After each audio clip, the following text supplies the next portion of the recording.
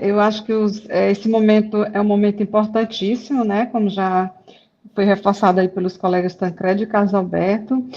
Nós temos que aproveitar a oportunidade para discutir temas que são importantes para a nossa categoria, mas não só para a nossa categoria, porque um serviço público forte é uma proteção para a sociedade. Então, os desafios na área da saúde, da educação, da segurança, fiscalização, proteção dos direitos sociais, eles precisam ser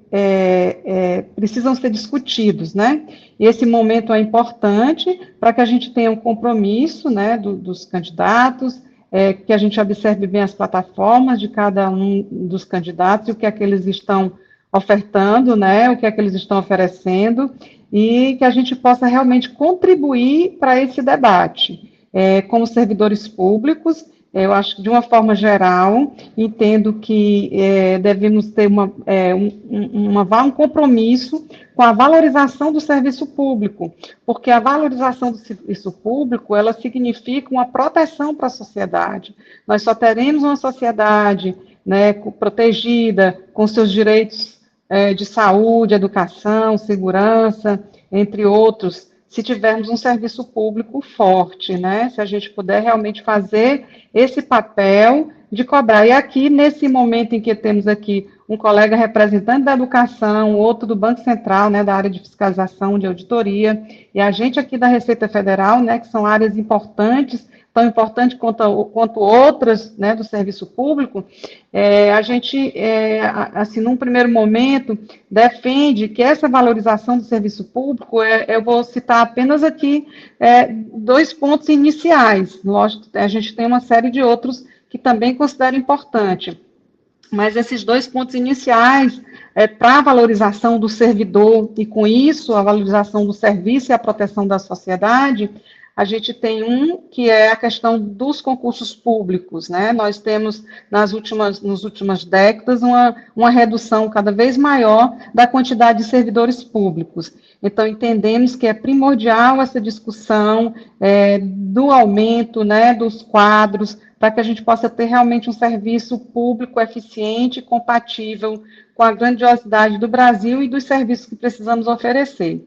Então, além do serviço da realização de concursos, a gente tem no Sindifisco um projeto, que ele é um projeto, apesar de ser do Sindifisco, ele é um projeto de âmbito relacionado com todos os servidores públicos, e não só com a categoria específica dos servidores da Receita Federal, que é a questão do reajuste permanente, né? A despeito de existir uma determinação na Constituição Federal, artigo 37, inciso 10, que determina que os servidores públicos terão uma revisão anual de suas remunerações, a gente não tem visto isso acontecer nos últimos anos. Então, o que a gente acha primordial que essa discussão seja feita e que exista uma regra de reajuste permanente, né,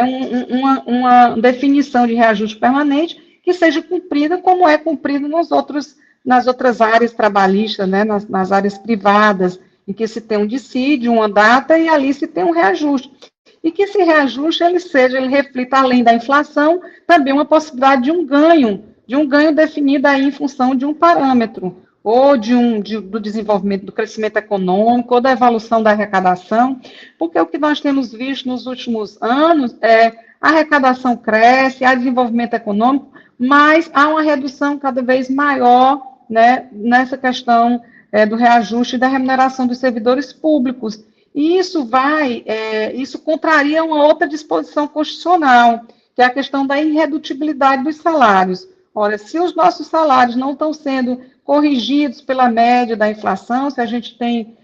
passado ao largo disso aí, o que nós temos hoje é uma redução dos nossos salários, à medida em que essa correção, essa inflação, ela não tem sido reposta. Então, há estudos que demonstram que nos últimos anos, nos últimos 10 anos, nós tivemos perdas reais de pelo menos 20%,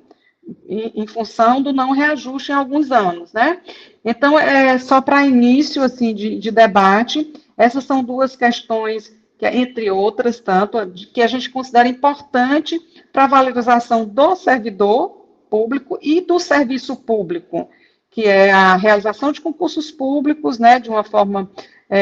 mais rotineira, de uma forma mais para suprir as perdas, e a questão de uma previsão, de uma regra permanente de reajuste para todos os servidores públicos, que contemple as perdas inflacionárias e um ganho, pelo menos um ganho, em função de algum índice. Essas são as minhas considerações iniciais aí sobre o tema, que acho muito importante que a gente discuta nesse momento. É uma excelente oportunidade que temos para discutir no momento em que a gente está aí iniciando, né, uma campanha, um período eleitoral, que a gente possa colocar esse debate, porque, como bem falou aí o Vital, a nossa categoria é uma categoria importante. Nós temos só aqui no Ceará, como ele reforçou aí, 500 mil de servidores, e isso impacta, né? Não só, isso é diretamente 500 mil, mas quando você leva em consideração as famílias envolvidas,